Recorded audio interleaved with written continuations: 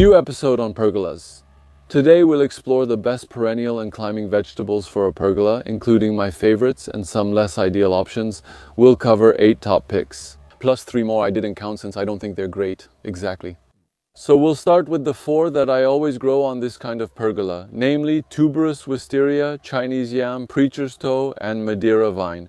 We'll also discuss others I don't grow on this pergola or in the garden, and I'll explain why. At the end of the video, we'll reveal one last surprise that fits perfectly on this pergola. As mentioned, this is a new episode in the pergola series.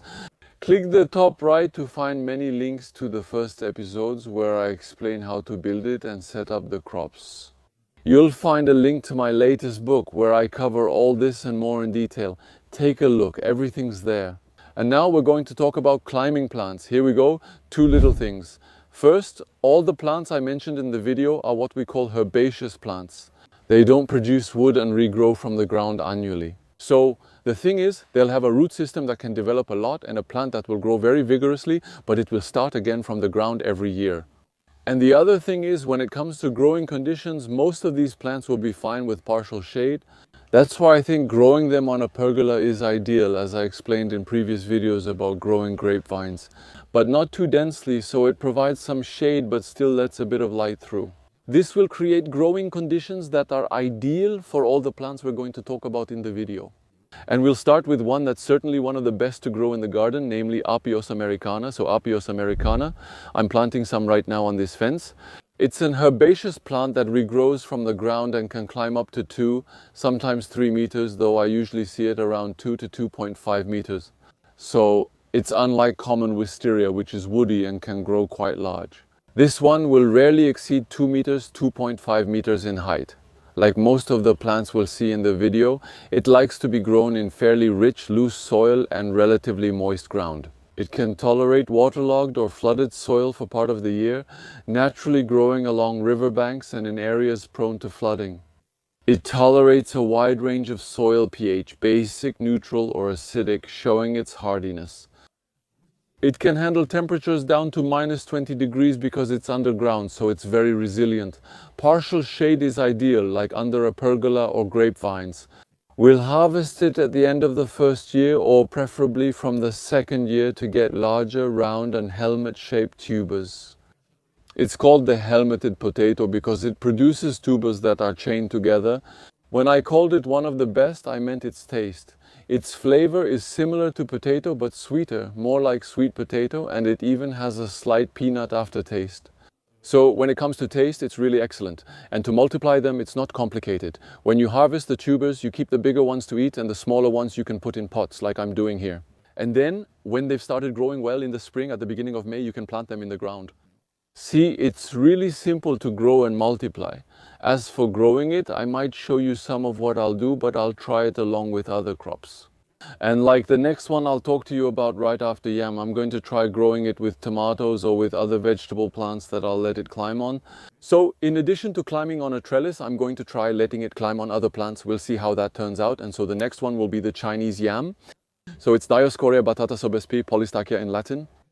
It produces very large tubers and is widely grown in other countries, though less so here.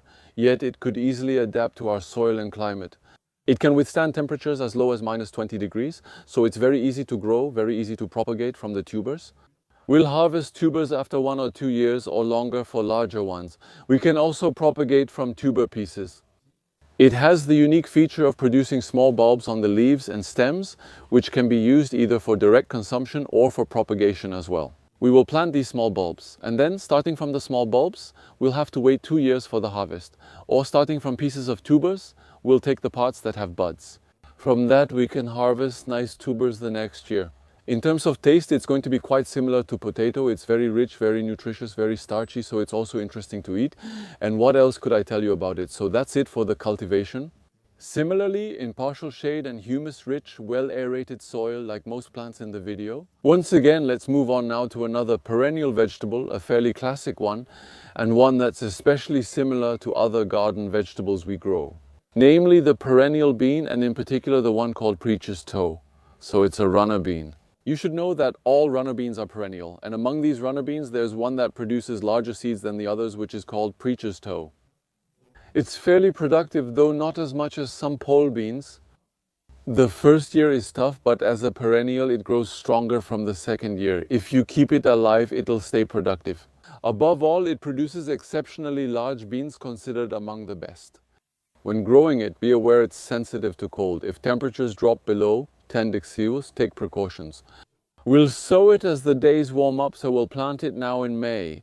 We'll let it climb a structure as it can grow very tall, up to 13 feet. I grow it on 2-meter high pergolas. Once it reaches the top, it clings on as it can. And this makes harvesting easier than letting it grow to 4 meters. We can harvest beans in the fall to store and eat the seeds all winter, or eat them young as snap beans. And then the plant will disappear and only the root will remain underground. So, as I was saying, it can withstand down to 8 degrees, 10 degrees C. If it gets colder than that, make sure to mulch the soil well. If it doesn't grow back, that's too bad. You can try again next year. What can you do if it doesn't survive your winter? You can eat the roots too. It's a bean that will develop tuberous roots, fairly fleshy roots, and there you go, you can eat the roots as well. That's it. And one last one, now that I'm growing on this kind of pergola, and it's also very productive, it's the Madeira vine. So Madeira vine, what is it? It has other names too, but I don't remember them, and I don't like to call it Madeira vine because it's not a vine at all. It's really a climbing plant with fairly fleshy mucilaginous leaves, so it has a somewhat slimy texture, and it also produces fairly fleshy roots that you can eat, preferably cooked, because if you eat them raw, they'll be way too mucilaginous. You can eat the leaves raw or cooked, but they're already excellent raw. It prefers rich, airy, well-drained soil. So on one hand, we have the tuberous wisteria, which likes moist soils, even those that are completely waterlogged. On the other hand, the Madeira vine prefers rather dry soils, and the Madeira vine. It can tolerate full sun exposure, but it's also very good in partial shade. And as for hardiness, it can tolerate down to minus 10 degrees, maybe a bit more if you mulch the soil well, and if it's too cold, well, there's a good chance it won't survive. In warmer climates, it can become invasive. In some areas, it's very invasive. So if you're in a warm climate, very, very productive and interesting if you like to eat it, but be careful, it can be invasive. To propagate it, since it has tuberous roots, just pull it up occasionally and separate root pieces to use for propagation. So there you go, it's also quite easy to grow. Shall we go? Another one I'm mentioning here, but I didn't count it in the oil because, well, that's it. It's one of those I put in the not so greats. It's Malabar spinach or Malabar vine, so not so great, it's just a matter of climate. It can't tolerate cold, so I wouldn't call it a perennial vegetable. It's best grown as an annual. It's in the Bacillacea family, like the Madeira vine we saw earlier. Except this one, it can't survive below 0 degrees Celsius. It's tasty, but you can't grow it in cold climates. All right, there you go. So we've already seen the 4 perennial vegetables that I grow the most on this kind of structure. But actually, at the end of the video, I'll also tell you about a 5th perennial vegetable that I grow almost all the time on a pergola. It's a perennial vegetable that I've already mentioned to you since the beginning of the video. Before I share more, comment if you guessed which perennial vegetable I'm talking about. You know? Now let's discuss other climbing perennial vegetables, though I don't always grow them on pergolas. And the first one we're going to look at is the Caucasian climbing spinach. It's the Albidea tamnoides, something like that. So it's part of the Chenopodiaceae family, the Chenopodiaceae bainenri. It's an amaranth family plant, tasty to eat and able to grow in tough soils. So the Caucasian climbing spinach can be grown on fairly poor soils in partial shade or even in full shade. The others we've seen can handle partial shade but also grow in full sun. This one, the Caucasian climbing spinach, you can really grow it completely in the shade. So in some situations it could be interesting. And so why don't I grow it on a pergola?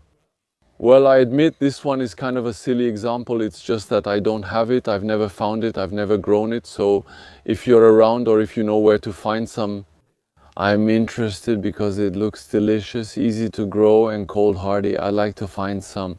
Now let's check out 2 others. For my part, I don't grow on a pergola for good reasons, starting with hops. So hops is a plant that can become very vigorous and can climb. I've seen it climb bamboo teepees I built up to 15 meters high, so it's extremely vigorous. I don't grow hops on pergolas in the garden because they're too aggressive. But physically it has a stem that is, well, it's rough. I think the botanical term is it's a bit, I'm not sure if you've seen it on a grass, like a blade of grass. If you run the grass across your skin and rub it, you can actually cut yourself with it. Well, hop stems, you'll see, Touch them if you have some around, if you walk by and a hop stem brushes against your neck. You're going to get a big, not a huge one, but it's going to break your skin. So having that in the garden, I find it too aggressive. And then it's really a plant that you consume at a certain time of the year, but you can't harvest it at the end of the year. And you don't need to have it in the garden. We're going to eat the young shoots. It's a bit like wild asparagus where we live. We have responses. It looks a lot like those shoots. So these are young hop shoots. We'll harvest them in the spring as they start growing, then let them continue growing. So you can plant them along the edge of the garden, in hedges or anywhere they can grow. Afterward, if we want to eat the young shoots, we'll harvest them in spring and then let the rest grow freely. Hops are a medicinal plant and their flowers can be harvested to flavor beer and more. So if you want to harvest the flowers, grow it somewhere you can reach the flowers. If it's just for the young shoots, then it can be on the edge of hedges and you'll pick the young shoots in the spring and then you let it grow wherever it wants. You should know that it's a very vigorous plant. Even if it's planted at the base of fairly tall trees, like I said, it can climb more than 15 meters high. So there you go, it'll grow without any problem. And then a little thing that comes to mind, I hadn't planned to talk to you about this in the video, but you've probably already heard about this story, that supposedly you could graft cannabis onto hops. Everyone's heard about it, but no one has actually seen anyone do it. If you've done it or know it's possible, let me know in the comments. Honestly, I don't believe it. Alright, let's move on. This plant is called chayote, also known as Christophine or chuchu. It has several names. If I don't grow this on small garden pergolas like you saw at the start of the video, it's only because it gets so big. This plant becomes huge.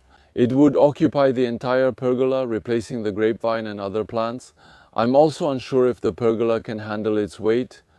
And that's why I'm going to grow this one on pergolas that are a little bit bigger and above all a bit sturdier. Chayote is a cucurbit plant, but where are you? What was I saying? So chayote is a plant from the cucurbit family, like cucumber, squash, all that. So it's a cucurbit that originates from rather tropical countries. So it needs a lot of warmth, and like all cucurbits, it's especially demanding in terms of fertility and also humidity. In fact, especially during the growing season. So you'll need a warm place. Ideally, I would say it would be either on a pergola like this if you're in a very, very warm area, or even better, grow it against a wall that faces due south and in a place that will stay relatively humid with very rich soil, and then you'll be able to have something that's very productive. It can be several dozen, or even, I've heard of several hundred kilos per plant. There are places on Reunion Island in particular. Thank you, Joris. By the way, speaking of the photos where I saw hills completely covered with chayote, it's magnificent. It's like a dream, so it's very productive in that way. We can eat the fruits raw or cooked like a vegetable, like any squash, and raw either in salads or even in fruit salads. It can be a dessert, and the young leaves and shoots are edible too. On Reunion Island, they're called bret de chouchou. There you go, it's excellent eaten like that, and you can also cook and eat the root as a vegetable. But if you do that, the plant won't grow back, so only do it if you have several plants, and that's it. So it rarely survives beyond 20 degrees Celsius, -5 degrees Celsius, or -10 degrees Celsius, even with good base coverage. If it gets colder, it likely won't regrow. That's why growing it in France's coldest regions is difficult if you want to propagate it. You must reseed the fruit for this plant.